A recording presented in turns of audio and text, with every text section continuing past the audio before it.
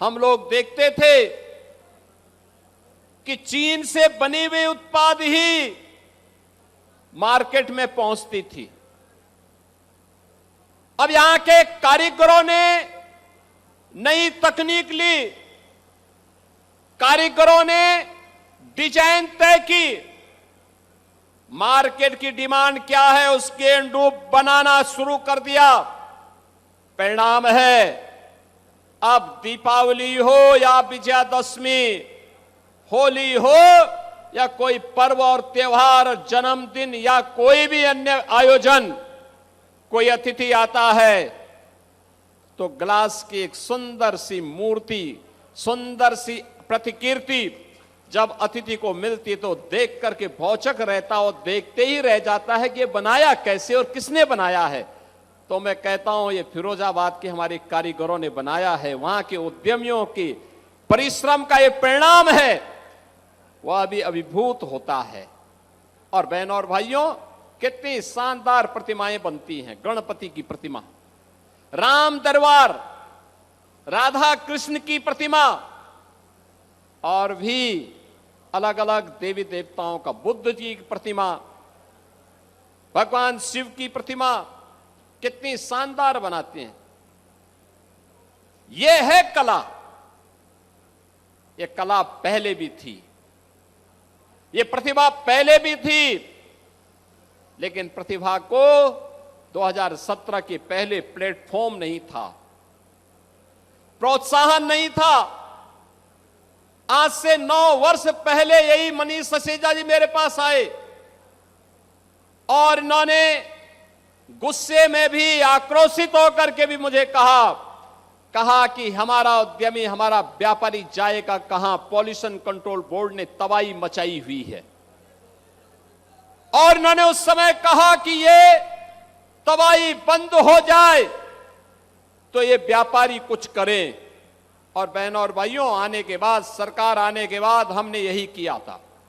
Pollution control board के छापों को बंद कराया, तकनीक दी, गैस की आपूर्ति सुनिश्चित करवाई और अब तो मुझे बताया गया कि गैस की आपूर्ति ही नहीं बल्कि अब तो बिजली से भी भट्टियों के संचालन और उसको सोलर पैनल के साथ जोड़ करके नई तकनीक के साथ हमारा फिरोजाबाद का उद्यमी आगे बढ़ चुका है। आलू उत्पादक किसानों ने अपनी एक नई अन्नदाता किसान के लिए एक नई उपज इसी जनपद से दी है, फिरोजाबाद जनपद से। और फिरोजाबाद जनपद में लोक माता अहिल्याबाई होलकर की प्रतिमा भव्यता के साथ आज जनपद को एक पहचान दिला रही है और सनातन धर्मावलंबियों को अपने पूर्वजों के प्रति कृतज्ञता ज्ञापित करने के लिए भी प्रेरणा दे रही है। याद करिए, लोक माता ने 300 वर्ष पहले जन्म लेकर के महाराष्ट्र की धरती में भले ही उनका जन्म हुआ, भले ही वह इंदौर की महारानी थी, लेकिन उनका कार्य क्षेत्र तो पूरा भारत था। जहां सनातन धर्म है वहां लोक माता की उपस्थिति है। उन धर्म स्थलों को जिन्हें विदेशी आक्रांताओं ने नष्ट किया था, लोक माता ने उन सब के पुनरुद्धार का काम किया। यही कारण है जब लोक माता के 300 वर्ष जयंती के हो रहे थे, प्रधानमंत्री मोदी जी के मार्गदर्शन और नेतृत्व में पूरे देश के अंदर लोक माता के त्रिशताब्दी वर्ष के आयोजन को पूरी भव्यता के साथ आयोजित किया गया। मुझे भी अनेक आयोजनों के साथ जुड़ने का अवसर प्राप्त हुआ था और मुझे प्रसन्नता है कि लोक माता की प्रतिमा को हम लोगों ने जगह जगह स्थापित करने के लिए हमारी सरकार उस समय कुछ योगदान कर पाई थी। हम लोगों ने और यहाँ के मेडिकल कॉलेज का नामकरण लोक माता के नाम पर किया, क्योंकि ये हमारी विरासत की प्रतीक है। उनकी प्रेरणा हम सबके लिए आगे बढ़ने के लिए एक नया अनुभव है और धर्म की स्थापना का कार्य और धर्म को पुनरुद्धार करने का कार्य कैसे होना चाहिए, ये लोक माता ने अपने कृतित्व के माध्यम से हम सबको एक प्रेरणा प्रदान की। जब भी सनातन धर्म के अंदर बात होती है, हर सनातन धर्मावलंबी फिरोजाबाद की चूड़ियों की ओर देखता है और सुहाग की इस नगरी को आज यहां का कारीगर, यहां का उद्यमी एक नई ऊंचाई दे रहा है। मैं उन्हें आश्वस्त करता हूं, ये डबल इंजन की सरकार उनके साथ मिलकर के कार्य करेगी, उन्हें हर प्रकार से प्रोत्साहन उपलब्ध करवाएगी। बहनों और भाइयों, आज जब मैं आपके बीच आया हूं, फिरोजाबाद में आया हूं, आपके सामने अंतर स्पष्ट है।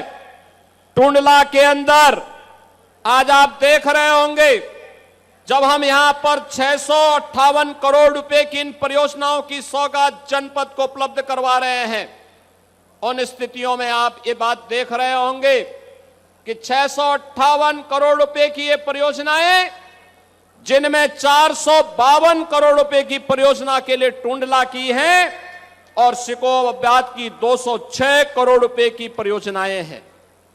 बहनों और भाइयों, ये परियोजनाएं इस बात को बताती हैं कि श्री प्रेमपाल धनखड़ ने मेहनत किया तो परियोजनाएं उनके यहां आ गई। ये विधायक के द्वारा किए जाने वाले व्यक्तिगत परिश्रम पर भी निर्भर करता है और उनकी मेहनत रंग लाई। अगर सिकोहाबाद में भी कमल खिला होता और वहां पर भी विधायक ऐसे ही मेहनत किए होते तो हो सकता है कि ये परियोजनाएं 658 नहीं बल्कि 800 या 1058 करोड़ रुपए की यहां पे लोकार्पित और शिलान्यास होती। समाजवादी पार्टी के एजेंडे में विकास है ही नहीं, उनके एजेंडे में विकास नहीं है। समाज को बांटना, सामाजिक एकता को छिन्न भिन्न करना, गुंडागिर्दी को प्रोत्साहित करना, गरीब के लिए कार्य न हो इसके लिए एड़ी चोटी लगाना, विकास की हर योजना में रोड़े अटकाना और किसी पर्व के पहले आयोजित होने वाले उत्सव को उपद्रव में बदल देना। ठीक कह रहे थे पर्यटन मंत्री श्री जयवीर सिंह जी। क्या हालत थे 2017 के पहले। बहनों और भाइयों, आज आप देख रहे होंगे ये डबल इंजन की भारतीय जनता पार्टी की सरकार 1 डिस्ट्रिक्ट 1 मेडिकल कॉलेज दे रही है, 1 डिस्ट्रिक्ट 1 प्रोडक्ट दे रही है, 1 डिस्ट्रिक्ट 1 कुजीन दे रही है। और समाजवादी पार्टी देती थी 1 डिस्ट्रिक्ट 1 माफिया, यानी हर जिले का एक चिन्हित माफिया था। वह चिन्हित माफिया अराजकता फैलाता था, गरीब के मकान पर कब्जा करता था, गरीब की जमीन पर कब्जा करता था, अपने गुर्गों के माध्यम से व्यापारियों से चौध वसूली करता था, अराजकता का माहौल पैदा करता था। वह माफिया प्रदेश को तबाह करके रखा हुआ था। सरकारी जमीनों पर कब्जा करना, अराजकता पैदा करना उसकी पहचान बन चुकी थी और इसमें वह सीना तान करके चल करके प्रदेश में हर जगह उपद्रव पैदा करते थे। बहनों और भाइयों, आज मुझे बताते हुए प्रसन्नता है कि हमारा प्रदेश अब माफिया मुक्त है, गुंडा मुक्त है, उपद्रव से मुक्त है। अब उत्तर प्रदेश में नो कर्फ्यू, नो दंगा। अब तो यूपी में है सब चंगा, और जब होता है चंगा तो तब उपद्रव नहीं, तब उत्सव होते हैं। आप सोचो, ये समाजवादी पार्टी रामनवमी पर तो विरोध करती ही करती थी, श्री कृष्ण जन्माष्टमी के मनाने पर भी रोक लगाती थी, कावड़ यात्रा भी नहीं होने देती थी, गरीब को राशन नहीं मिलता था, गरीब को आयुष्मान की सुविधा का लाभ नहीं मिलता था, गरीब के लिए आवास की सुविधा नहीं थी, गरीब के घर में शौचालय की सुविधा भी नहीं थी। गरीब को एलपीजी के सिलेंडर की सुविधा भी नहीं थी, तब बिजली भी नहीं थी, क्योंकि ये कांग्रेस और समाजवादी पार्टी के लोग और बहुजन समाज पार्टी के लोग तो अंधेरे में रहने के आदी थे, क्योंकि अंधेरे में ही इनकी डकैती कुशलता पूर्वक पड़ जाती थी, इसीलिए चाहते ही नहीं थे कि बिजली आए। गरीब को तबाह करते थे। आज मैं कह सकता हूं, प्रदेश के अंदर 15 करोड़ गरीबों को फ्री में राशन की सुविधा का लाभ मिल रहा है।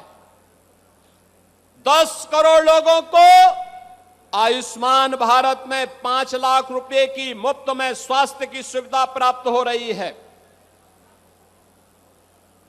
65 लाख गरीबों के लिए एक मकान बन गया है, आवास बन गया है।